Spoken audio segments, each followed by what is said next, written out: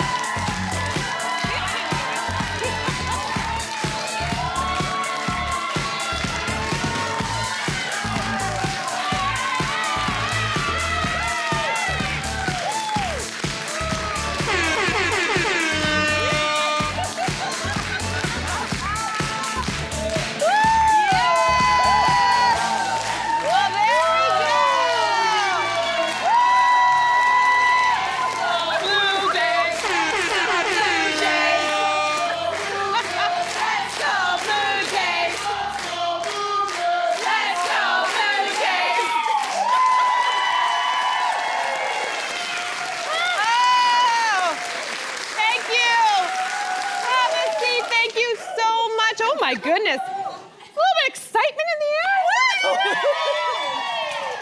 Wow. Before we dive into all of that, we, of course, have author Joy Fielding joining the panel today with us. In Blue Jay Blue hair. With blue hair. I knew it was coming. Yeah. Hey, can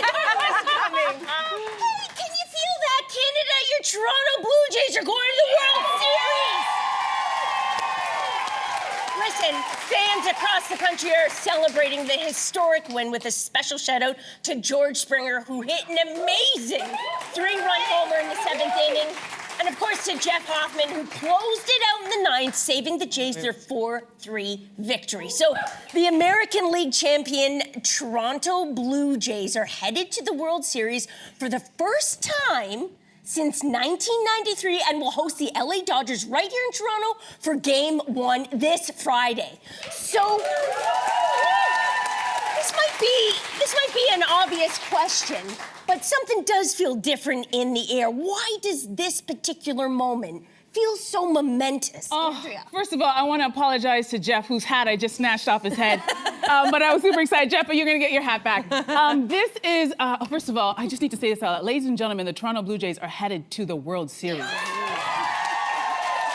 need to say that out loud. 32 years in the making, and I think it's special for 2 reasons. First of all, okay, we have a lot of great players, great management this year. You're Savage, Springer, but there's one player that I have to mention, and that is Vladimir Guerrero Jr. This man signed with the Blue Jays when he was just 16 years old, and it's beyond him just playing for us. He also is playing for a family legacy. Those of you who may not know, his father, Vladimir Guerrero Sr., also played. There they are. He played for the Montreal Expos from '96 to 2003. He was inducted into the Major League Baseball Hall of Fame back in 2018, but sadly never won a World Series. So last night when Vlad won, he usually always has a quick little one-liner, you know, Yankees lose. But last night after the game, when they were asking him, how does this feel? The tears were just running and streaming, and he just couldn't find the words. And I think in that moment, what he was channeling was, this is bigger than the fans and the team. This is a family legacy. So I felt that. I was also feeling it in the streets because I was in the streets partying with everybody until 2 a.m. Wow. You're gonna notice a few of your coworkers have a little bit of a hoarse voice and a little bit tired this morning, but I'll tell you what I saw in the streets. I saw multiple generations there. I saw everybody celebrating and being really like happy and high-fiving. And I think it's beyond just Toronto's win, this is Canada's win. Because the Blue Jays are the only MLB team that are Canadian, so I could feel that. People flew in from as far as London to be here for the game yesterday for that magical Game 7. So I feel like the entire country is behind them. So it's very special and amazing. Good answer. And now I'm going to bed. Hey, Joy, what was the feeling like in your house? Like, were you watching the game? I'm kind of a late bloomer, so I feel comfortable when they're like 12-0. Oh, I see. Then I can relax. So at the end of the 6th inning, I was so tense I couldn't stand it anymore. I went in the other room and I just said to my husband, who is a diehard fan, just call me if anything good happens. Did he wake you up? No, I was actually up watching junk. Okay. So he was in there, though, really rooting, because last time this happened when the Jays were in the World Series, he actually had tickets for the game that night, and I had got tickets for the family for a show in Stratford. And so we went to Stratford, and he's never quite... Oh, my gosh! We were driving home, and we heard Joe Carter bat in the last, the home run. Yeah. And was this 92? I guess. Yeah. And like he's never forgiven me. Oh, wow! But you have a chance to redeem yourself. Exactly. Oh, I have to get tickets. Maybe. I think that's the win there. Oh, No pressure. That's so funny. You'll always remember, though, that story. He always remembers. But don't you feel like this moment is also momentous because of nostalgia? Like, I don't know about some of you, but I remember where I was, not at Stratford, but I was like out in the streets in London, Ontario, like the feeling of that rejoicing of everyone being so excited. So that's my generation. But then Simon, my partner, he's 8 years younger. I would have been 18 and Simon would have been 9, I guess. But he, like that moment for kids, 92, 93, of a certain age, like the Jays became everything. They did his parents paid for family portraits of the 4 sons, and he insisted on decking himself out in the Jays wear. Like, it's just this beautiful And that's thing. what's happening now. There's a younger generation that weren't around for the last time they won, and I saw it in the streets, fathers and sons, daughters that were there, decked out in all the gear. So it's another generation having that excitement. Yeah, it is. Right. It is. Yeah. It is. All right, so let's move on to our next one. From one celebration to another, do you make it a priority to commemorate your anniversary? All right, well, Kristen, a little slow to answer there, but okay. Kristen Bell recently freaked out on a red carpet after forgetting her wedding date. Kristen and her husband, Dax Shepard, have been married for over 12 years. So how important are anniversary dates to you guys? All right, Joy, you've been married for forever. Okay. I've been married for 51 years. Wow. So do you celebrate? Do you celebrate anniversaries? Oh, yes. Okay. Nothing like my daughter who's there, who celebrates the day they met, the day they moved in together, their wedding day, everything. We kind of just do it once a year. Well, that's my question, though, actually, is that, like, how do you decide? Like, I've been with Jason for 20, like, we started dating in November of 2000. I don't remember the exact date. Yeah. But that's a long time. We've been married since 2009. So this is where I get confused. Is like, do you count the first date? No. Do you count the first time that, things got serious? Do you count, like, which one trumps the other one? That's why I'm just kind of like, why don't we just make little time for celebrations all the time, as opposed to, like, just trying So do you celebrate any of the anniversaries? I'm a little bit more Kristen Bell on this one. And my parents had their 50th wedding anniversary. I feel like if we make it to 50 years, I would celebrate that. So you're only going to celebrate till you have to wait for a while. But you remember when you were younger? Like, I remember making a cake for my high school boyfriend because we'd been together for 8 months. Yeah. Do you know what I mean? It's just so absurd. And I'm like you, Cynthia. Like, I can't really tell you the day that we got well, we're not married. So I don't know what our anniversary is. Well, the day that you decide to go steady. Right? When you're younger, it's like you're going steady. Yeah, it's been Do a you long remember that courtship. day? It's been an incredibly long courtship. It's so interesting to hear people in long-term relationships kind of not remember the date, because when you're single and you're dating, you remember all of these things. They're so special to you. Like, this is the anniversary of the first time we kissed, and this is the anniversary of the first time that you texted me, and this is the... I'm with your daughter. I get it. So I'm wondering what happens over time where you're just like, we've been together. Yeah. You know what? I think What it depends. happens? If Melissa Grelo was here, she's a cuddle bug. She celebrates her anniversary. But so the I think majority it's of okay. long-term couples are just like, Well, I we find do. them not so... You celebrate. do, yeah. I mean, every So year it takes all kinds. we go Takes for all dinner, kinds. we acknowledge There it. you I go. get a nice present usually. Yes. Here's what I'll say. Did you just flash again?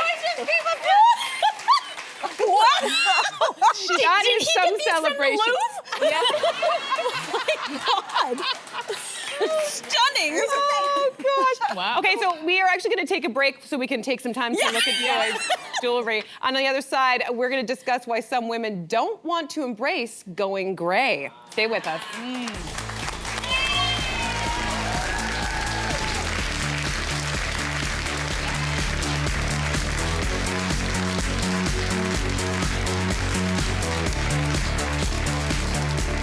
Tomorrow on The Social, best-selling biographer Paul Myers shares stories about the late John Candy, one of comedy's most beloved and enduring stars.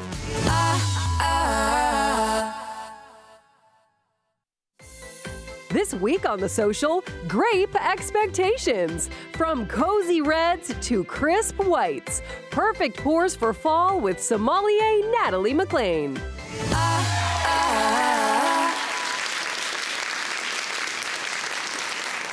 Welcome back. We wish you were here in person, but if you're not and you want to get in this conversation, you can join online and always give your opinions. We are on Facebook, TikTok, and Instagram. So here is the question. Do you embrace going gray?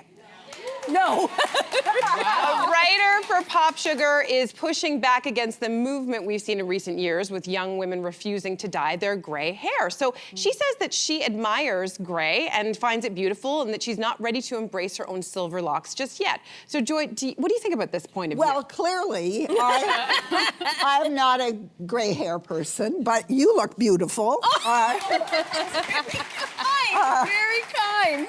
But it's not for me. Was it never? Was it just like, I'm not doing this? Yes. Okay. I just knew that it wouldn't really suit me. And how did you make this decision to go blue? Yeah. I honestly don't know what possessed me, but I just went into the hairdresser one day and said, kind of make it like, it looks like you dip my hair in the inkwell, you know? So it was a little more involved than that. It took 2 hours to do this, but it was, But it's beautiful. But I like it. It's I fun. love it. Thank you. Looks so good.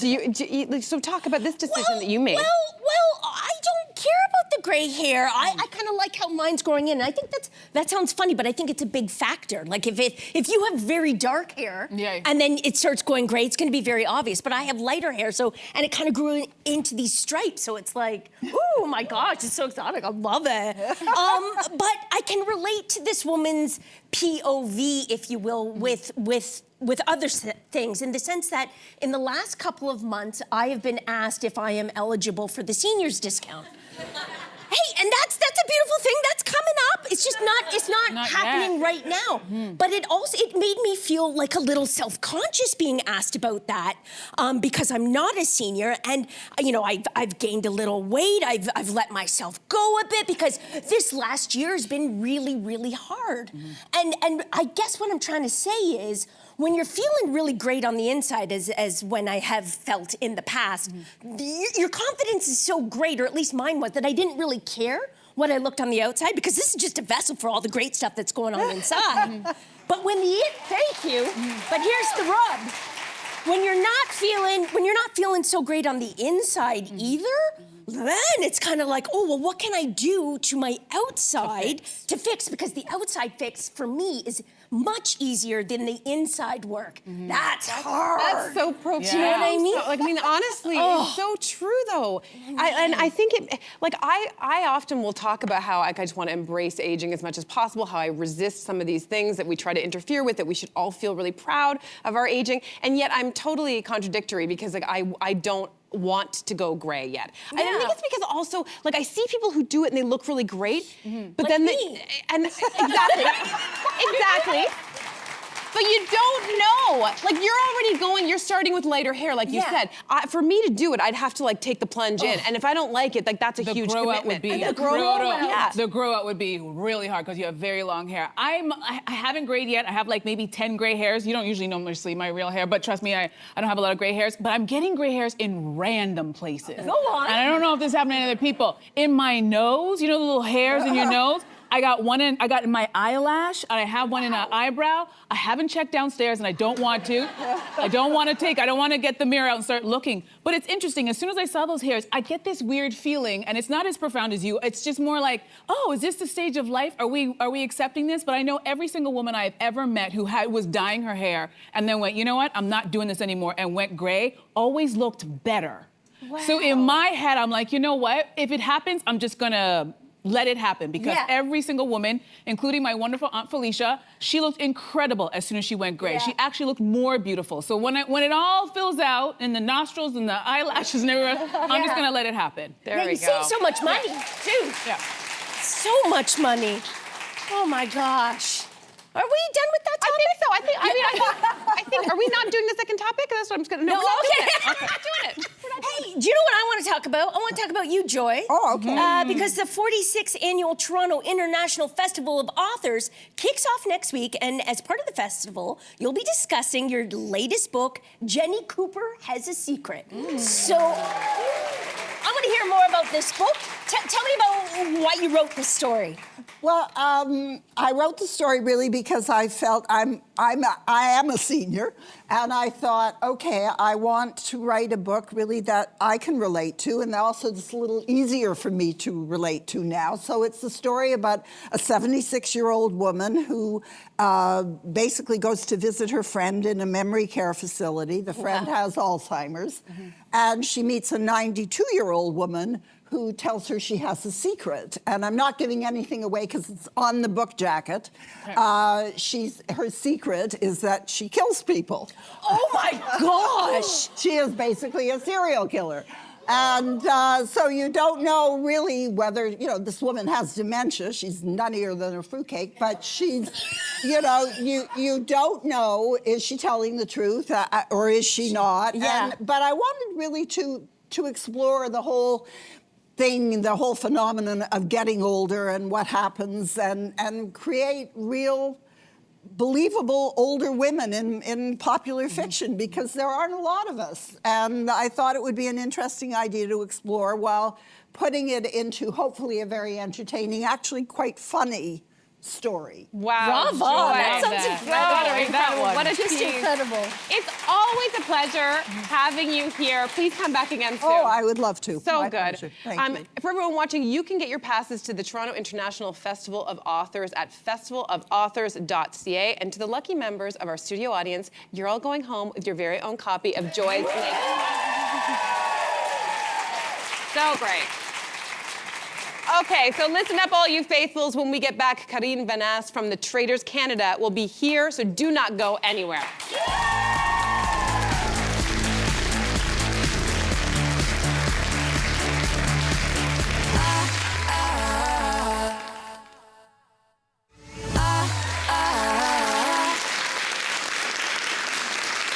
Welcome back, everyone. The ultimate game of dramatic twists and treachery returns to your screens tonight. The third season of The Traitors Canada promises more betrayal and more deception than ever before. Take a look. Everyone thinks they can play my game. Almost all will fail. Help, you guys! Please! They will all arrive faithful.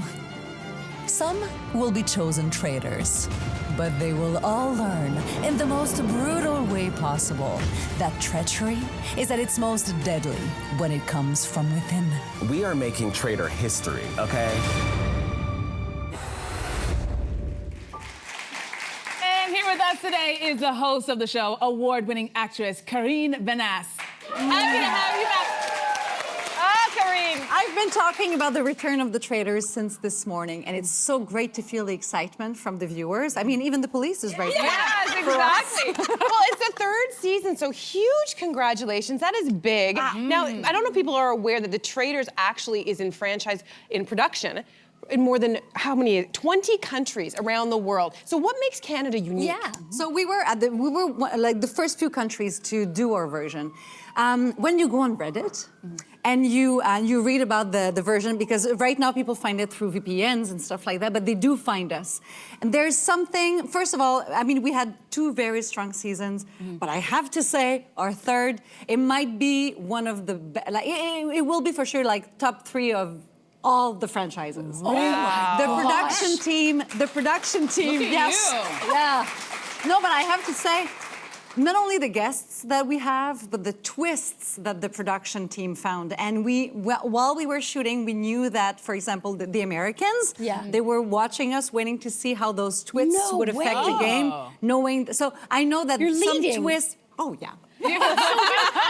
So we can be proud of our version because I know that we're just pushing the limits of the game. And the game, it's such a new format. It's still the first few years of the format.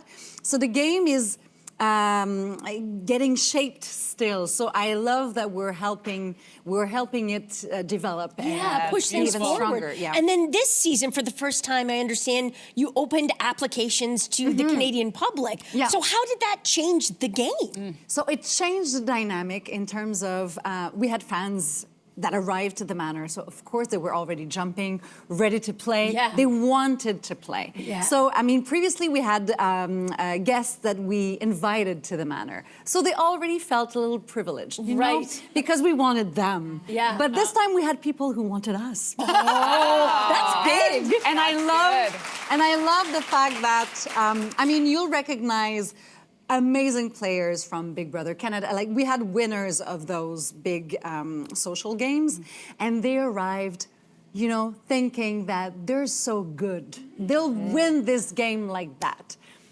That's not exactly what happened. Wow. So really the first episode, and even just the comfort that I find in that season, we know that our world is strong, that we know that the viewers love the show. So even just the first episodes, you'll see what the tone of the entire season is. Oh, wow. We're sold already. All right, so we had last year's winner, Netta, on the show, and she talked about the fact that she used fashion to portray herself as a very innocent girl. I know. Meanwhile, she was ruthless. So I'm wondering, this season, did you see any of the contestants kind of try to do that with their fashion and do the same thing? The thing with that show is that obviously it would have been easy to arrive at the manor wanting to play exactly Netta's game. Yeah. So you can't really apply the same strategy. Fashion-wise, I mean, I took a lot of space with my fashion this year. You can tell by my big coat right there. I love your fashion. I have to say, Hollywood Jade, his friend of mine. fashion, it was, I mean, I can feel their excitement when I walk into the room, but I was always excited to see how he would be dressed. Yeah. I mean, we had Lauren Chan, obviously, last year, who was always like, but Hollywood Jade just, he brought his character. Oh, that's beautiful. You know the best part? That's him on and off camera. If you run into him on a Sunday afternoon, I'm telling you, he is dressed to the nines. We're good friends, and he's also an amazing dancer. But let's get to some last year's. No, sorry, what am I talking about? I'm getting myself so excited. Anything. You've got quite the cast this year, including some big names like content creator Sarah Nicole Laundrie and drag queen Kitten Caboodle. So do you think them being a celebrity kind of gives them a little bit of an edge? Yeah. It puts a target on their back sometimes. But I feel like that's when they all arrive. After like 2-3 hours, they're all on the same level. And they all have to adapt their game because regardless of the strategy they arrived with, they didn't know the other contestants. So Sarah Nicole also, the fashion. I had some competition this year. I brought it. Because we have, last time you were here, we talked about the fashion on the show, and it really is like its own character. So your outfits have been iconic. Let's talk about the role that the fashion But that's, season where, one, that's season 2. I mean, where do you pull inspiration from?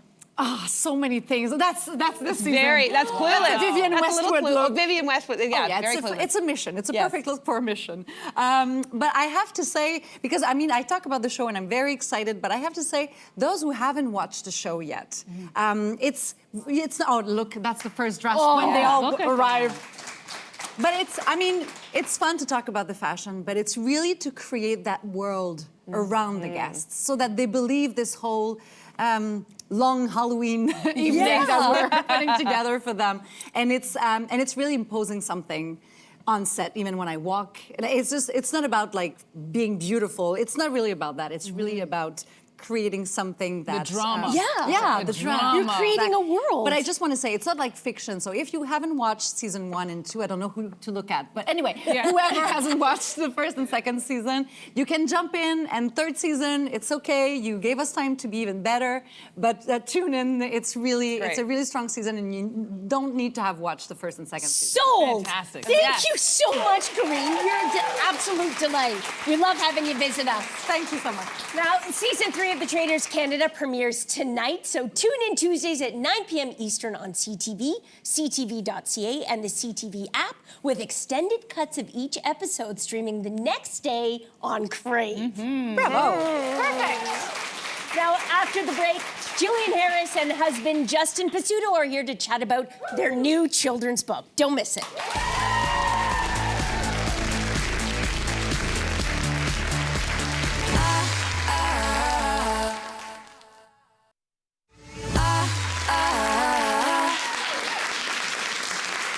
Welcome back, everyone. You'll know our next guest from TV shows like The Bachelor franchise and Love It or List It Vancouver. She's also a designer, an author, and founder of the Jilly Box. And she's now written her first children's book, and she's co-authored it with her husband, who's here today. It's called Just Another Day. Please welcome to the show Jillian Harris and Justin Pasutto. Thank you. Thanks for having us. Yeah. This is exciting. That's so fun. Now, this book follows a family through like what seems to be a super chaotic day. It's a normal day. But then the day ends on a high note. Yeah. Yep. So, Justin, why did you want to sort of make this the focus of the book? Well, before I get into that, I have to say, go Jays, go. Yeah. Big night. Yeah, go Jays, go. So, yeah. You know, we're very passionate about reading books to our kids. We've loved it ever since they were little. We still read to them every night. They're 9 and 7 now.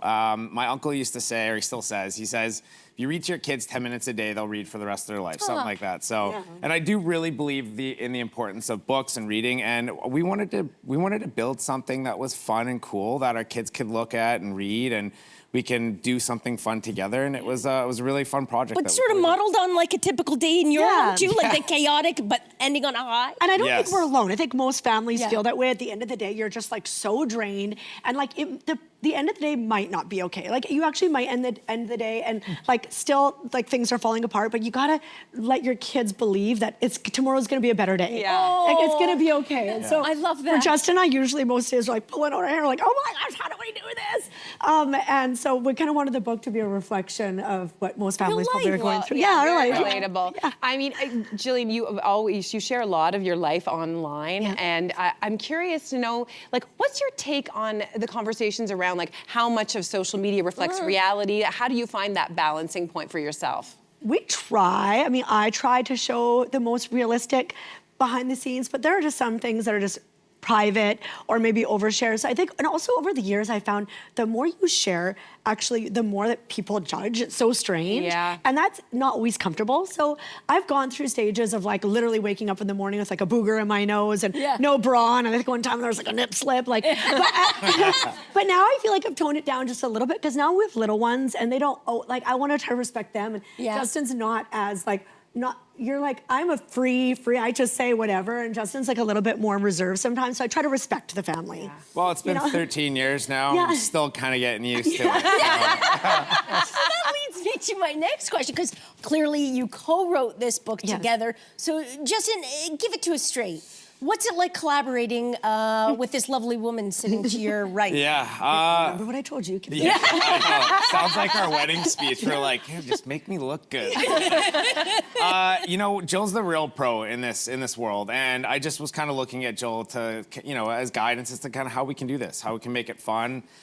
We definitely had our not so perfect moments where we thought what should be in the book and what should be in the book. Gotcha. So. But it was a lot of fun. It was fun to work with Jill on this project, and the kids seeing us in the book and seeing themselves in the book have been a lot of fun. And Give yourself more credit. This book was Justin's idea. This was Oh, that's so cute. Yeah, give yourself more credit. It's an us. It's an us. It's an us. Teamwork. So you two have been together for 13 years and recently got married. Huge congratulations. So was the wedding just another perfect day? How was it? You know what? Actually, hopefully I don't cry, but those 4 days, because somehow I stretched it over 4 days, was actually perfect. Oh! It was actually perfect. Like nothing went wrong. Nothing. Like what went wrong? Honestly, I feel like we got all, like, I think my underwear are on the book here somewhere. I swear they're bigger in real life. Everything was perfect. I wanted to give Jill her fairy tale wedding that she's deserved, and I did everything I could at the farm and organizing stuff. I wasn't the best with the email responses with the wedding, with the team, but planners. Yeah, you did a good job. It was awesome. Yeah, well, we want to see how well the two of you know each other. Oh, yes. With the little Mad Libs meets the newlywed game. So grab those whiteboards. Here we. Oh, there we are. Love it. I'm really excited for this. And you're both going to write down the missing word to some sentences about the perfect day. Okay. So keep your answers secret, and then you'll reveal them at the same time. You guys ready? We're ready. It's kind of like the honeymoon game. Remember that? Yeah. Oh, yeah. We didn't get a honeymoon yet. First one. Oh, that's going to be This is our honeymoon. The perfect day for us means spending blank hours together. How many hours? Blank hours. Be honest. Put it down. Write it down. Don't overthink it. We want to get to as many as we can. Okay, reveal. All right, reveal. Go for it. 24. Perfect. Okay, let's get some more. Okay, so the next one. Justin's perfect day involves eating a whole lot of blank. Ooh. I got it. Okay. What do we get? What you got? Oh. This is so nerve-wracking. It's like a book. You're writing a book over there, Justin. Okay. Okay. You got it? Reveal? Okay. Oh my God, that's right. Oh yeah, good thing. Oh yeah. Okay. Reveal and sandwich. Sandwiches. Okay. All right. Okay, next. Jillian's perfect day involves wearing blank. Okay. Oh. I hope he gets Perfect this one. day. I don't There we know go. I know. Look at what this. it's called. I think like it's. What is it called? What is it All right. called? Do you want to reveal? We'll help you out. We'll help you out. Turning into Pictionary now? Okay. We're gonna- Hold on. Okay. Let's see. It's a book. You're writing the next book here. Okay, go Justin, for it. Go. limited time. see. Limited Okay, reveal. time. Let's see. No bra. PJ's man repellent. Oh, man repellent. Okay. Okay. Last one. When we're having the perfect day, our kids annoy us most when they blank. God. Oh. Ooh. So it's a perfect day. Yeah, got it. perfect day. Perfect Your day. kids do something and to ruin that perfect Oh, yeah. day. And what is it that they Come do? on, you know this, hon. You know this. What do they do that's always annoying us? Come on. Besides waking up. We love the kids. We love them. We do love them, but yes. Okay, go for it. Reveal. Reveal. Oh yeah, close. Yeah, close. Fight wine. Okay. Yeah. Fair. But you know what? You guys took all those scenarios and made a very cute book. Thank Yeah, you so much for joining us here Thank today. you. So, Just Another Perfect Day is in bookstores today, but audience, guess what? You're in luck. You're all going home with your very own signed copy. Yeah. Sweet. Juno award-winning rapper Shad is here next. Don't go anywhere. We'll be right back.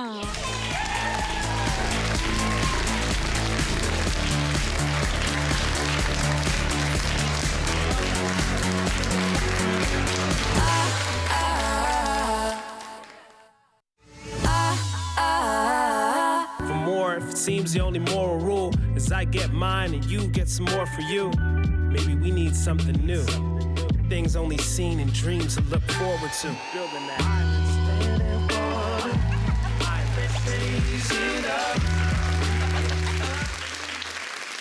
All right, welcome back. Our next guest is a Juno award-winning rapper who also happens to be the most nominated artist in Polaris Prize history. He's a fixture on the Canadian music scene, and he's celebrating 20 years in the industry. So good. He's also celebrating a new album called Start Anew, and we're thrilled to have the one and only Shad in studio, in the audience, in studio with us today. Yeah. Thank you. Good to have you here. Okay, so as I just mentioned, Shad, 20 years. Listen, 20 years at any job is a big deal, but 20 years in the music industry needs to be applauded because that's a really big deal. Yes. So I'm just curious, when you think back on the 20 years, what do you think? How's that impact you? I gotta say I feel proud. Good. Because it is a lot of work. It's a fun challenge making albums, but it's a challenge nonetheless.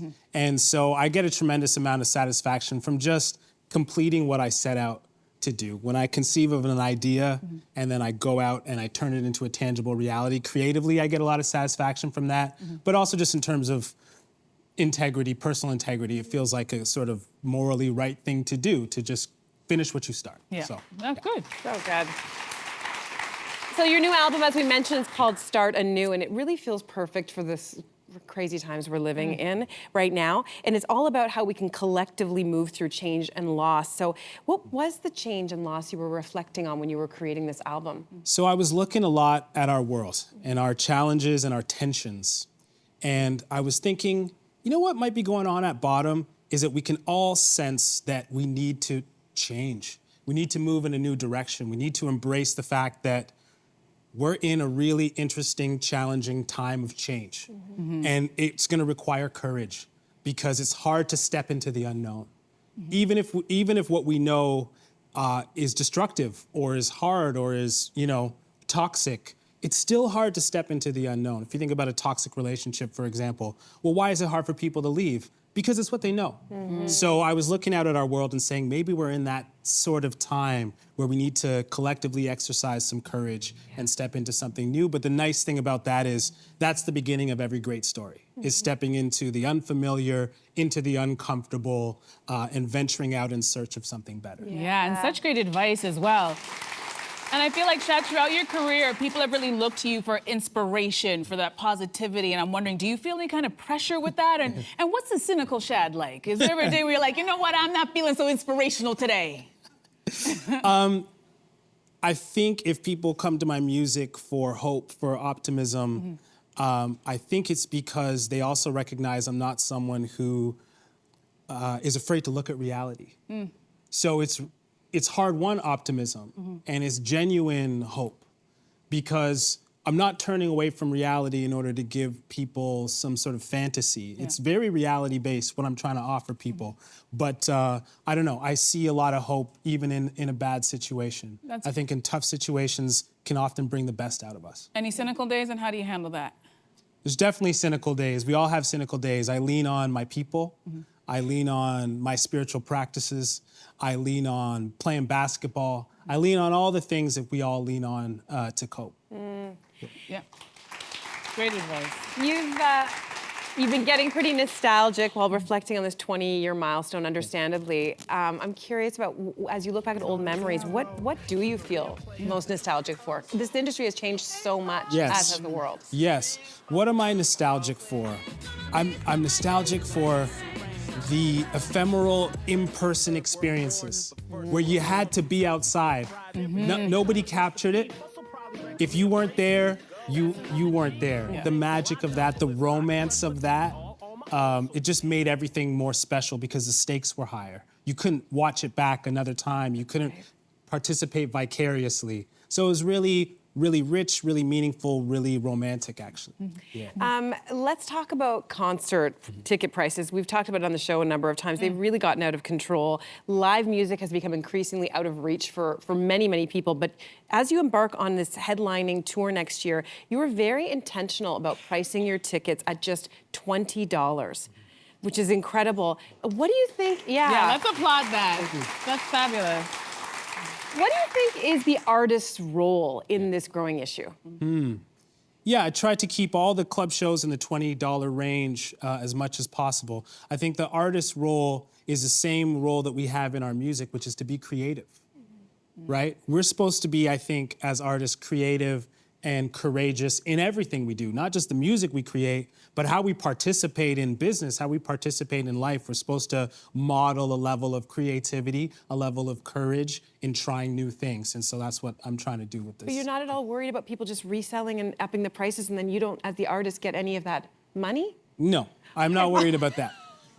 I'm not worried about that. You know, my joy is participating in music and participating in, again, these live experiences with the people.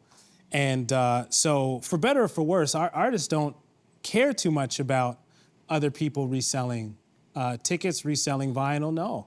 If I ship a vinyl to someone, they're like, don't sign it, I might want to sell it later. I'm like, yeah, good idea. Like, okay. Wow. You're just more about people enjoying your art and like coming to your shows. That's more important. that's the number one thing. Yeah, which is great. Good perspective. And I know, Shad, you come at art from so many different directions. You create it yourself. You've interviewed artists as the host of CBC's Q and Hip Hop Evolution. You also taught a university course on it. So what is the value in injecting hip hop and art into curriculums in this way? Yeah, I loved, first of all, just talking to students that are 20, 21, 22 years old, because that's when I started to make music.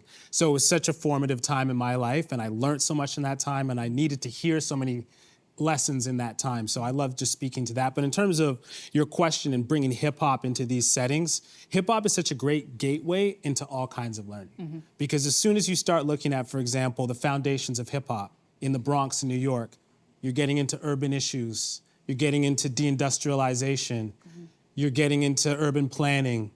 As soon as you start talking about the technology at the foundation of hip hop, turntables, sampling machines, you're getting into music technology, science, engineering. So it's a gateway into all these different areas. And it's a perfect gateway because kids are already there. They're already in hip hop. They already love it. And so it's just one step into all these other areas of learning. So it's a phenomenal gateway. Fantastic conversation. Thank you so much for stopping by, Shad. My pleasure. Thank you. The new album is called Start Anew. You can find it wherever you find your music today, and head to shadk.com to find tickets to a show near you. We'll be right back. Stay with us. Thank you.